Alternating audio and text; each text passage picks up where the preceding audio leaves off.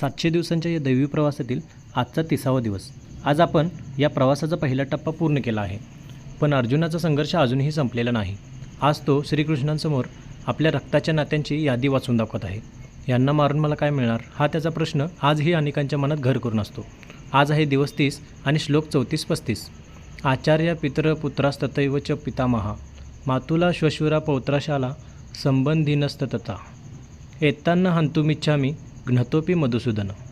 अर्जुन म्हणतोय, हे मधुसूदना, इथे माझे गुरु, वडील, मुले, आजोबा, मामा, सासरे, नातू आणि मेहुणे उभे आहेत.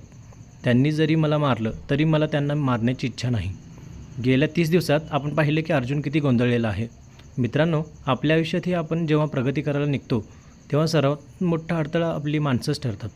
कधी त्यांच्या शब्दामुळे तर कधी आपल्या मोहामुळे आपण आपलं कर्तव्य विसरतो. पण लक्षात ठेवा, सत्याच्या लढाईत नात्यांपेक्षा न्याय मोठा असतो. नाती जपली पाहिजेतच, पण जिथे प्रश्न अधर्माचा येतो तिथे भावनांना बाजूत ठेवून कर्तव्याला महत्त्व द्यावं लागतं. उद्यापासून आपण दुसऱ्या महिन्याची सुरुवात करणार आहोत.